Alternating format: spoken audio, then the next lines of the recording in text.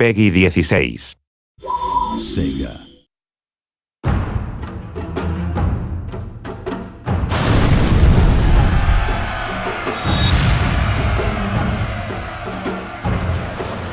The Fall of the Samurai features the most advanced weaponry ever seen in a Total War game. Even things like just straightforward rifle technology have come on enormously. It's more furious, faster reloading, more death. Over 50 new land and sea units change the rules of engagement, giving battles an entirely different feel. Some of the most interesting ones on land are obviously the Gatling gun, but we've also got a lot of new line infantry units and riflemen. And on sea, got lots of ironclad ships and the torpedo boat, which is perhaps a favourite of mine. Launch torpedoes!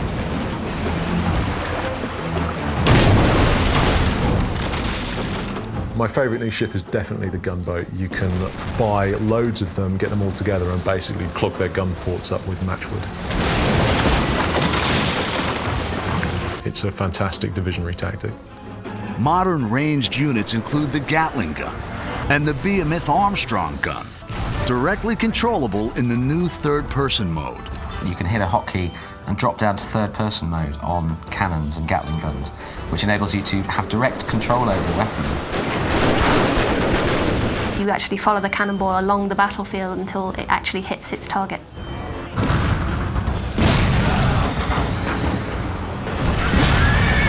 The downside, obviously, is that it means that you're not really paying attention to the rest of the battlefield, so it can be quite dangerously distracting.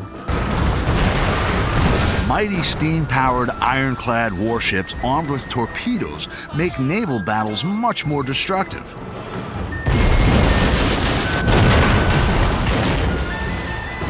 Naval technology went from basically the ancient age of sail to modern warfare, and being able to fire cannons a few hundred meters to being able to fire tens of miles. We've really put a lot of effort into the naval battles. They're the best naval battles we've ever done, I think.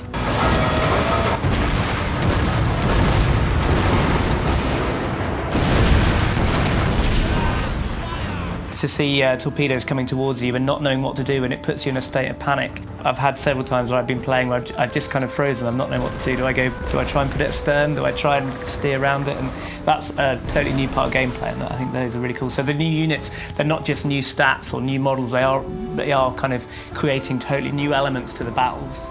The increased power of naval weaponry allows fleets to play a greater strategic role.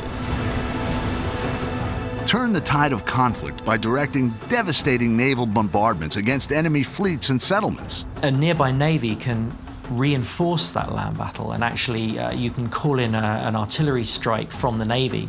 So you can select your general and you can pick a location on the map, and you'll basically just see a huge artillery bombardment raining down fire onto the enemy. And you have to time those right because they're not immediate, so you have to kind of try and predict where you should be calling it.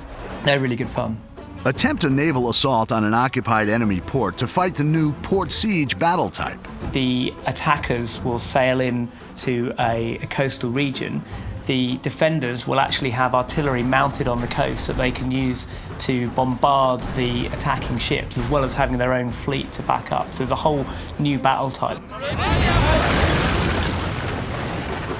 Upgrade your castles with deadly matchlock or Gatling gun towers to give a new dimension to sieges on land.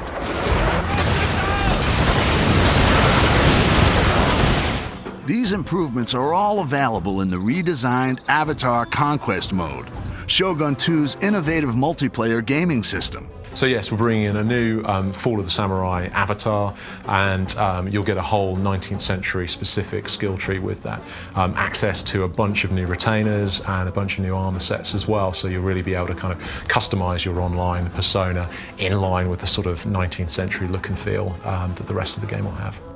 Featuring an expanded 19th century conquest map, new retainers and upgrades for your avatar, multiplayer returns to Total War bigger and better than ever.